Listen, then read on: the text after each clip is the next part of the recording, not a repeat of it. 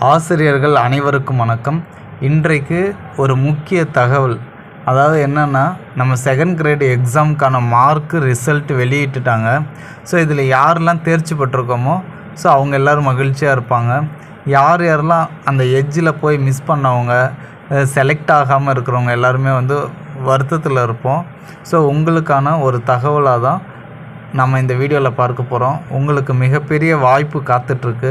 So அதற்காக நீங்கள் இதை வருத்தப்பட்டுக்கிட்டு அதை மிஸ் பண்ணிடாதீங்க. அது என்னன்றதை இந்த வீடியோவில் பார்க்கலாம். வீடியோக்குள்ளே போகிறதுக்கு முன்னாடி நீங்கள் நம்ம சேனலுக்கு நியூ வியூவராக இருந்தால் கண்டிப்பாக ஒரு சப்ஸ்கிரைப் பண்ணி பக்கத்தில் இருக்கக்கூடிய பெல் ஐக்கானை கிளிக் பண்ணிக்கோங்க. இப்போ ஃபஸ்ட்டு என்ன அப்படின்னு பார்த்தீங்கன்னா, ஒரு போட்டின்னு எடுத்துக்கிட்டால் ஒரு வெற்றி இருக்கும், ஒரு தோல்வி இருக்கும். ஓகேங்களா? ஸோ வெற்றி மட்டுமே அடையணுன்றதில் எந்தவித ஒரு இதுவும் கிடையாது. ஓகேங்களா? நம்ம இந்த தடவை தோல்வியை அடைஞ்சிட்டோம். அப்போ இதை நினச்சி வருத்தப்பட்டுக்கிட்டே இருந்தால் நம்மளை விட முட்டாள் யாருமே இருக்க மாட்டாங்க. ஓகேங்களா? தயவுசெய்து ஒரி ஆகாதீங்க. இதிலேருந்து நம்ம ஒரு அனுபவத்தை கற்றுக்கணும். என்னென்னா, அடுத்த எக்ஸாமுக்கு ப்ரிப்பேர் பண்ணுறதுக்கு முன்னாடி நாம் இந்த எக்ஸாமில் என்னென்னலாம் தப்பு பண்ணியிருக்கோம், நம்மளுடைய ஸ்டடி பிளானில் எதாவது மிஸ்டேக் பண்ணியிருக்கோமா, ஸோ எந்த சப்ஜெக்டில் அதிக மார்க் மிஸ் பண்ணியிருக்கோம், எந்த யூனிட்டில் அதிக மார்க் மிஸ் பண்ணியிருக்கோம் அப்படின்றதில் நம்ம தெளிவாக நம்ம என்ன பண்ணணும்னா, இதிலேருந்து நம்ம தெரிஞ்சுக்கணும். எதுலலாம் மைனஸாக இருந்திருக்கோம் அப்படின்றத நல்லா தெரிஞ்சுக்கிட்டோன்னா அடுத்த எக்ஸாமுக்கு ப்ரிப்பேர் பண்ணும்போது அது ப்ளஸ் ஆக்கிக்கலாம். ஓகேங்களா? ஸோ இது என்னுடைய அனுபவத்தில் சொல்கிறேன். நான் ஃபஸ்ட்டு டெட்டில் என்ன பார்த்தீங்கன்னா 65 தான் எடுத்திருந்தேன். ஆனால் அடுத்தது பார்த்திங்க அப்படின்னா 93 எடுத்தேன். ஸோ அது எந்தெந்த சப்ஜெக்டில் நம்ம மைனஸாக இருக்கோம், எந்த சப்ஜெக்டில் மார்க் குறைஞ்சோம் அப்படின்றத நான் என்ன பண்ணேன்னா அனலைஸ் பண்ணிவிட்டு அதுக்கப்புறம் அந்த சப்ஜெக்ட்டுக்கு ஃபோக்கஸ் பண்ணேன். ஸோ என்னுடைய அனுபவத்தை தான் நான் உங்களுக்கு சொல்கிறேன். ஸோ ஃபீல் பண்ணாதீங்க, நமக்கான வாய்ப்பு கண்டிப்பாக இருக்கும். அது இல்லாமல் இந்த 2025-26 சட்டமன்ற தேர்தல் வருது. அதற்கு முன்னாடி பார்த்திங்கன்னா PGTRB எக்ஸாம் இருக்குது. அது மட்டும் இல்லாமல் BEO எக்ஸாம் இருக்குது. ஸோ இந்த BEO எக்ஸாமுக்கும் இந்த செகண்ட் கிரேட் டீச்சருக்கும் பேசிக்காக நம்ம டெட்டு ஆசிரியர் தகுதி தேர்வில் என்ன படித்தோமோ அதை பேஸ் பண்ணி தான் வரும். அதை விட கொஞ்சம் எக்ஸ்ட்ரா இருக்கும். ஸோ அப்படி இருக்கும்போது நம்ம இது வரைக்குமே செகண்ட் கிரேட் எக்ஸாமில் செலக்ட் ஆகிடுவோம் அப்படின்ற ஒரு நம்பிக்கையில் கடிவாளம் கட்டின மாதிரி ஒரே பாதையிலே போனோம்.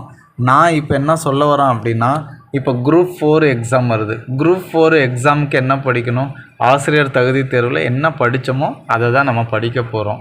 ஓகேங்களா?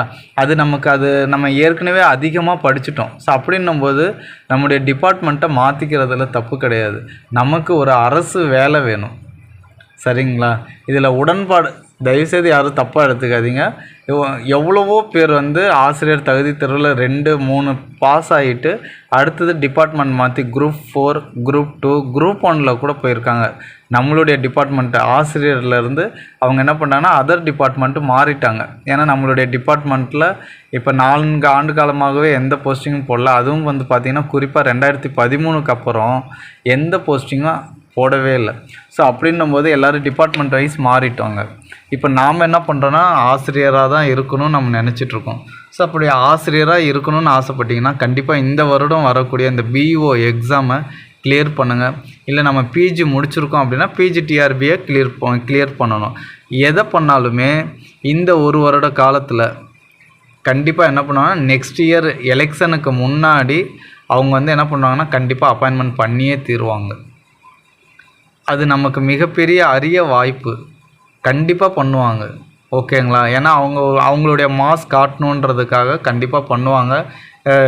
இந்த எக்ஸாம் செகண்ட் கிரேடை விட மிகப்பெரிய போஸ்டிங் BEO. ஓகேங்களா? அடுத்தது PGTRB. ஸோ நாம் என்ன பண்ணணும்னா விட்டதை நினைக்கக்கூடாது, அதை விட பெருசாக பிடிக்க தான் ஆசைப்படணும். ஓகேங்களா? ஸோ நம்ம இதை நினச்சிக்கிட்டே இருந்தோன்னா நமக்கு கிடைக்க போகிறது இல்லைன்னு கன்ஃபார்ம் ஆகிடுச்சு அப்படின்னா அதுக்காக நம்ம ஃபீல் பண்ணக்கூடாது.